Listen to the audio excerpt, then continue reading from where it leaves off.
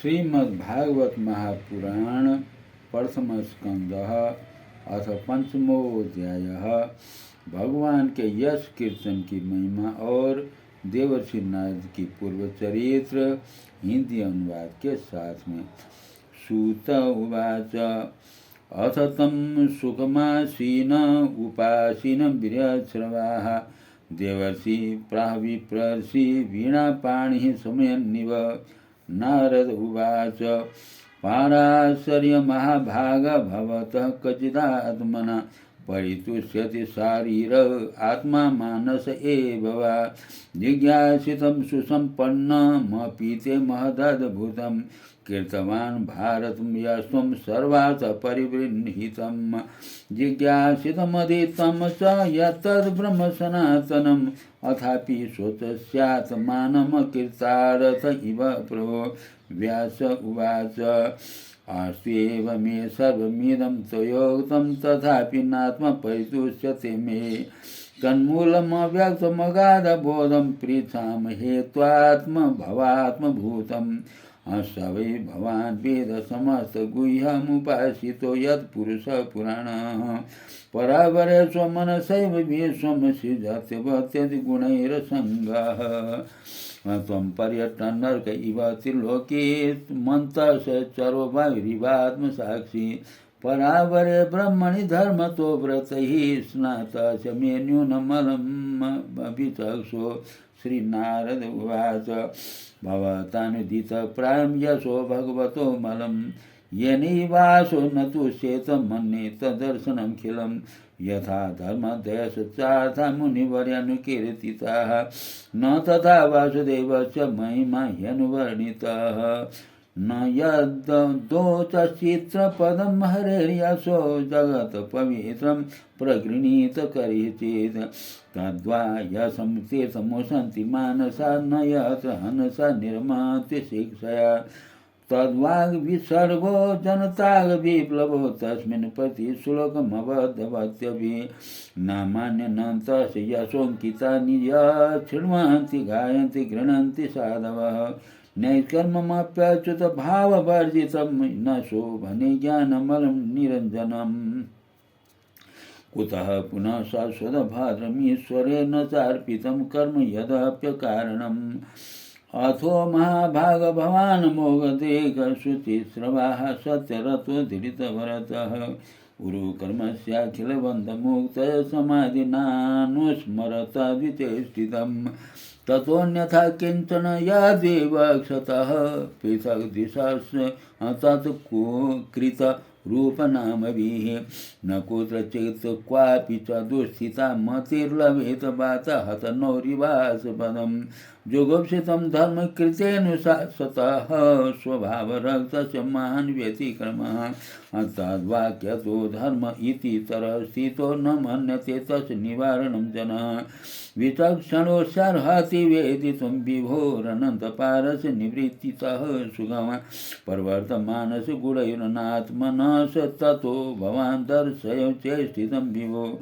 त्यक्त्वा स्वधर्मचरणाम्बुजं हरेर्भजन्त पक्वोत्पत्ते ततो यदि। यत्र क्व वा भद्रमभूदमुष्य किं को वार्ध आप्तो भजतां स्वधर्मतः। तस्यैव हेतो प्रयतेत को विदो न लभ्यते यद् भ्रमतामुपर्यतः। तल्लभ्यते दुःखमदन्यतः सुखं कालेन सर्वत्र गभीररनसात्। न वेदनो जातु कथञ्चनाव्रजेन् मुकुन्दसेव्यन्य वदङ्गसंसृतिं। स्मरन्मुकुन्दाङ्घ्र्योपगुहनं पुनर्व्यातुमिच्छन्न रसग्रहो यतः। इदं हि विश्वं भगवानिवेतरो यतो जगत्स्थाननिरोधसम्भवाः।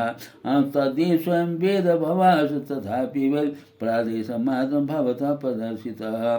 त्वमात्मनात्मानमवेह्यमोघदृक् परस्य पुंसः परमात्मनः कलाम्। अजं प्रजातं जगतः शिवाय तन्महानुभावाभ्युदयोऽधिगण्यताम्। इदमि पुंसस तपसा सुतस्य वा श्रेष्ठस्य सूक्तस्य च बुद्धिदतयो अभिच्युत्योरथः कविभिर्निरूपितो यदुत्तमश्लोकगुणानुवर्णनम् अहं पुरातीतभवे भवं मुने दास्यासु कस्याश्चन वेदवादिनां निरूपितो बालक एव योगिनां शुश्रूषणे पराप्रीति निर्विवीक्षणां ते मद्यपेताखिलचापलैर्भगे दान्ते धृतक्रीडनकेऽनुवर्तिनि चक्रुकृपां यद्यपि तुल्यदर्शनाः शुश्रूषमाणे मुनयोल्पं भाषिणे ओच्छेष्टलेपान्ननुमोदितो द्विजैः सकृत्स्म भुञ्जेत् तदपार्थ किल्बिषः एवं प्रवेत्तस्य विशुद्धचेतसः तद्धर्म एवात्मरुचिः प्रजायते तत्रान्वहं कृष्णकथा प्रगायता मनोग्रहेण शृण्वं मनोहराः ताश्रद्धयामेनु पदं स्वे विशृण्वतः प्रियः सर्वसङ्गममा भवद्रुचिः तस्मै स तदा लब्धरुचैर्महामुने प्रियः सर्वस्य स्खलिता मतिर्मम ययाहमेतत् सदा सत् स्वमायया पश्येमयि ब्रह्मणि कल्पितं परे इत्थं शरत्प्राभ्रीशिकाभ्रीतु हरेर्विशृण्वतो मेनुसवं यशोमलं संकीर्तमानं मुनिभिर्महात्मभिर्भक्तिः प्रवृत्तात्म रजस्तमोपः तस्यैव मेनुरक्तश्च प्रसृतश्च हतेन स श्रद्धान्नश्च बालस्य दान्तस्यानुचरश्च ज्ञानमुगतमं यत्तद् साक्षात् भगवतोदितम् अन्ववोचन्न गमिष्यन्तः कृपया दीनवत्सलाः येनैवाहं भगवतो वासुदेवस्य वेदसः मायानुभावमवीदं येन गच्छन्ति तत्पदम् तत् संसूचितं ब्रह्मसत्तापत्रय चिकित्सितम् यदीश्वरे भगवति कर्म ब्रह्मणि भावितम् आमयो याश्च भूतानां जायते येन सुव्रत तद्यो ह्यामयं द्रव्यं न पुनाति चिकित्सितम् एवं नृणां क्रियायोगाः सर्वे संसृतिहेतवः त एवात्मविनाशाय कल्पन्ते कल्पिता परे यदत्र क्रियते कर्म भगवत्परितोषणं ज्ञानं यत्तदधीनं हि भक्तियोगसमर्पितं कुर्वाण यत्र कर्माणि भगवत्शिक्षया सकृत गृह्णन्ति गुणनामानि कृष्णस्यानुस्मरन्ति च नमो भगवते तुभ्यं वासुदेवाय धीमहि प्रद्युम्नाय निरुद्धाय नमः संकर्षणाय च इति मूर्त्यभिधानेन मन्त्रमूर्तिमूर्तिकं यजते यजपुरुषं सम्यक् दर्शनः पुमान् इमं स्वनिगमं ब्रह्मन् वेत्थ मदनुस्थितम् अधन्यज्ञानमैश्वर्यं स्वस्मिन् भावं च केशवः त्वमाप्यदभ्रश्रुतविश्रुतं विभोः समाप्यते येन विदाम्बुभूतसितम् आख्यायि दुःखैर्मुहुरर्जितात्मनां सन्क्लेशनिर्वाणमुसन्ति नान्यथा त्वमाप्यदभ्रश्रुतविश्रुतं विभोः समाप्यते येन विदाम्बुभूतसितम् आख्यायि दुःखैर्मुहुरर्जितात्मनां सन्क्लेशनिर्वाणमुसन्ति नान्यथा श्रीमद्भागवते महापुराणपारमसंहितायां प्रथमस्कन्धे व्यासनारदसंवादे पंचमोऽध्यायः हिंदी अनुवाद। श्रुति कहते हैं तदंतर सुखपूर्वक बैठे हुए बीणा पाणी परम यशस्वी देवर्षि नारद ने मुस्करा कर अपने पास ही बैठे ब्रह्मर्षि व्यास जी से कहा। नारद जी ने प्रश्न किया, महाभाग व्यास जी, आपके शरीर एवं मन दोनों ही अपने कर्म एवं चिंतन से संतुष्ट है न? अवश्य ही आपको आपकी जिज्ञासा तो भली भांति पूर्ण हो गई है, क्योंकि आपने जो यह महाभारत की रचना की है वह बड़ी ही अद्भुत है। वह धर्म आदि सभी पुरुषार्थों से परिपूर्ण है। सनातन ब्रह्म तत्व को भी आपने खूब विचारा और जान भी लिया है, फिर भी प्रभु आप अकृतार्थ पुरुष के समान अपने विषयों में शोक क्यों कर रहे हो? व्यास जी ने कहा, आपने मेरे विषय में जो कुछ कहा है वह सब ठीक ही है। वैसा होने पर भी मेरा हृदय संतुष्ट नहीं है। पता नहीं इसका क्या कारण है। आपका ज्ञान अगाध है। आप साक्षात ब्रह्मा जी के मानस पुत्र हैं, इसलिए मैं आपसे ही इसका कारण पूछता हूँ। नारद जी, आप समस्त गोपनीय रहस्यों को जानते हैं, क्योंकि आपने उन पुराण पुरुष की उपासना की है, जो प्रकृति पुरुष दोनों के स्वामी हैं और असंग रहते हुए भी अपने संकल्प मात्र से गुणों के द्वारा संसार की सृष्टि स्थिति और प्रलय करते रहते हैं। आप सूर्य के भांति तीनों लोकों में भ्रमण करते रहते हैं और योग बल से प्राणवायु के समान सबके भीतर रहकर अंतःकरणों में के साक्षी भी हैं।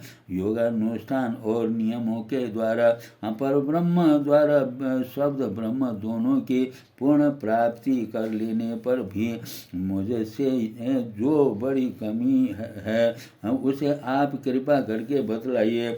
नारद जी ने कहा, व्यास जी, आपने भगवान के निर्मल यश का गान प्राय नहीं किया है। मेरी ऐसी मान्यता है कि जिससे भगवान संतुष्ट नहीं होते वह शास्त्र या ज्ञान अधूरा है। आपने धर्म आदि पुरुषार्थों का जैसा निरूपण किया है, भगवान श्री कृष्ण की महिमा का वैसा निरूपण नहीं किया है। जिस वाणी से चाहे वह रस भाव अलंकार आदि से युक्त ही क्यों न हो, न जगत को पवित्र करने वाले भगवान श्री कृष्ण के यश का कभी गान नहीं होता। वह तो कौवे के लिए उचित फेंकने के स्थान के समान अपवित्र मानी जाती है। मानसरोवर के कमनीय कमल वन के में बिहारने वाले हंसों की भांति ब्रह्म धाम में विहार करने वाले भगवत चरणारविंदाश्रित परमहंस भक्त कभी उसमें रमण नहीं करते। इसमें भी इसके विपरीत जिसमें सुंदर रचना भी नहीं है और जो दूषित शब्दों से युक्त भी है, परंतु जिसका प्रत्येक श्लोक भगवान के सुयश सूचक नामों से युक्त है, वह वाणी लोगों के सारे पापों का नाश कर देती है। क्योंकि सत्पुरुष ऐसा ही वाणी का श्रवण का गान और कीर्तन किया करते हैं। वह निर्मल ज्ञान भी जो मोक्ष की प्राप्ति का साक्षात साधन है, यदि भगवान की भक्ति से रहित हो तो उसकी उतनी शोभा नहीं होती। फिर जो साधक और सिद्धि दोनों ही दशाओं में सदा ही अमंगल रूप है, वह काम्य कर्म और जो भगवान को अर्पण नहीं किया गया है, ऐसा अहेतुक निष्काम कर्म भी कैसे सुशोभित हो सकता है। महाभाग व्यास जी, आपकी दृष्टि अमोघ है, आपकी कीर्ति पवित्र है, आप सत्यपरायण एवं दृढ़ व्रत हैं। इसलिए अब आप संपूर्ण जीवों को बंधन से मुक्त करने के लिए समाधि के द्वारा अचिंत भक्ति भगवान की लीलाओं का स्मरण कीजिए। जो मनुष्य भगवान की लीला के अतिरिक्त और कुछ कहने की इच्छा करता है, वह इस इच्छा से ही निर्मित अनेक नाम और रूपों के चक्कर में पड़ जाता है।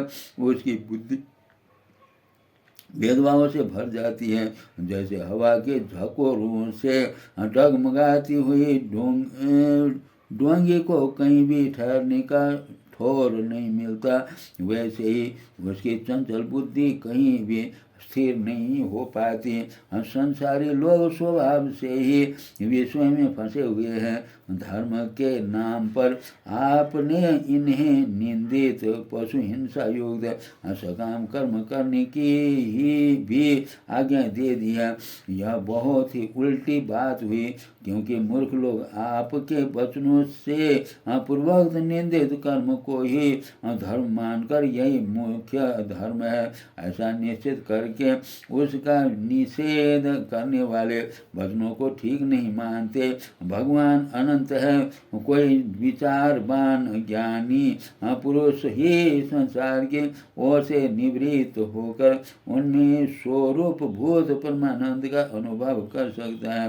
अर्थात जो लोग परमार्थिक बुद्धि से रहित हैं और गुणों के द्वारा नचाए जा रहे हैं, उनके कल्याण के लिए ही आप भगवान की लीलाओं का सर्वसाधारण के हित की दृष्टि से वर्णन कीजिए। जो मनुष्य अपने धर्म का परित्याग करके भगवान के चरण कमलों का भजन सेवन करता है, भजन परिपक्व हो जाने पर तो बात ही क्या है। यदि उसके पूर्व ही उसका भजन टूट जाए तो क्या कहीं भी उसका कोई अमंगल हो सकता है। परंतु जो भगवान का भजन नहीं करते और केवल स्वधर्म का पालन करते हैं, उन्हें कौन सा लाभ मिलता है। बुद्धिमान मनुष्य को चाहिए कि वह उसी वस्तु की प्राप्ति के लिए प्रयत्न करे जो तिनके से लेकर ब्रह्मा पर्यंत समस्त ऊंची नीति योनियों में कर्मों के फल स्वरूप आने जाने पर भी स्वयं प्राप्त नहीं होता।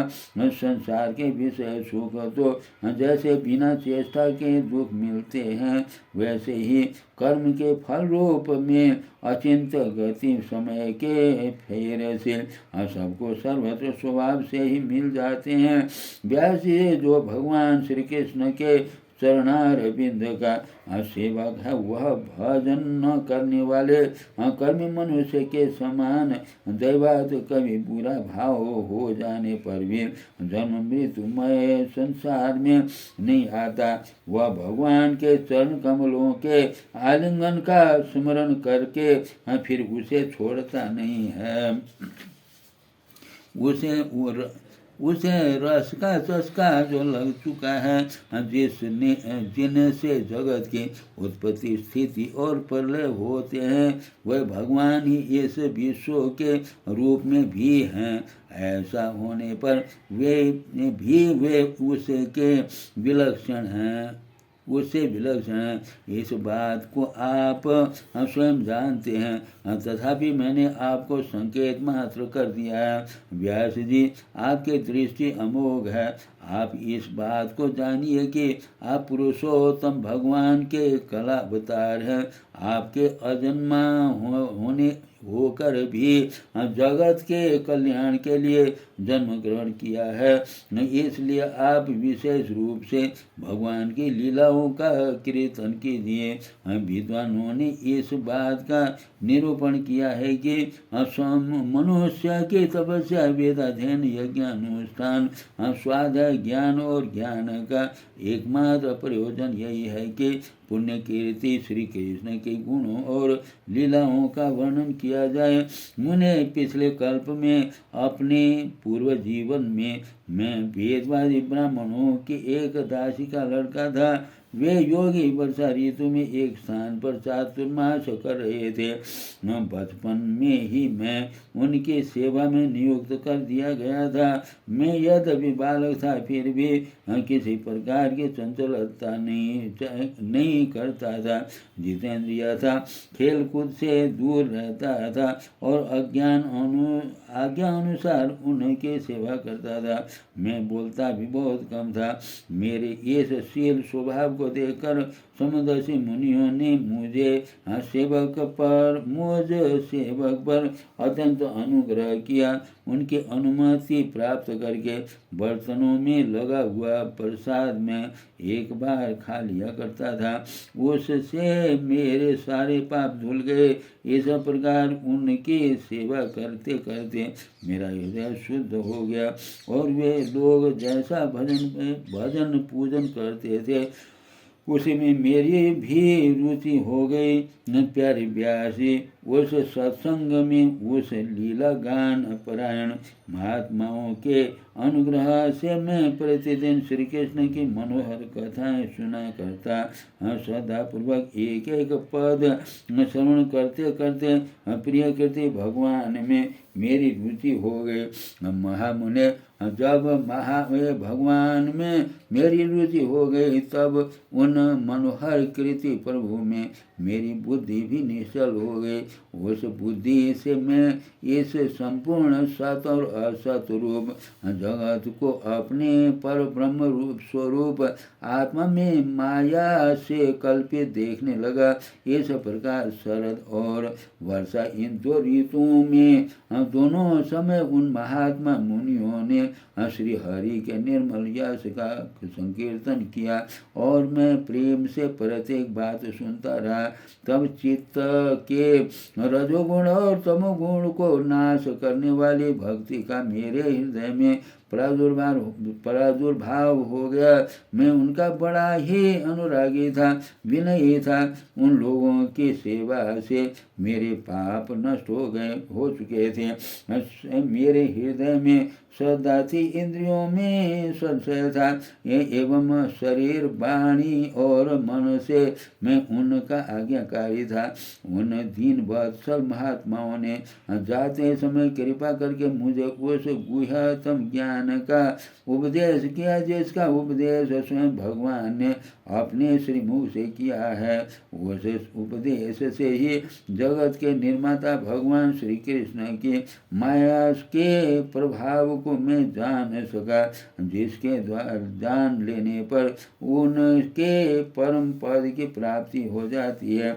सत्य संकल्प व्यास जी पुरुषोत्तम भगवान श्री कृष्ण के प्रति समस्त कर्मों को समर्पित कर देना ही संसार के तीनों तापों को एकमात्र औषधि है। यह बात मैंने आप को बतला दी। प्राणियों को जिस पदार्थ के सेवन से जो रोग हो जाता है वही पदार्थ चिकित्सा विधि से के अनुसार प्रयोग करने पर क्या उस रोग को दूर नहीं करता। इसी प्रकार यद्यपि सभी कर्म मनुष्यों के जन्म मृत्यु रूप संसार के चक्र में डालने वाले हैं, तथापि जब ये भगवान को समर्पित कर दिए जाते हैं तब उनका कर्मपना ही नष्ट हो जाता है। इस लोक में जो शास्त्र विहित कर्म भगवान की प्रसन्नता के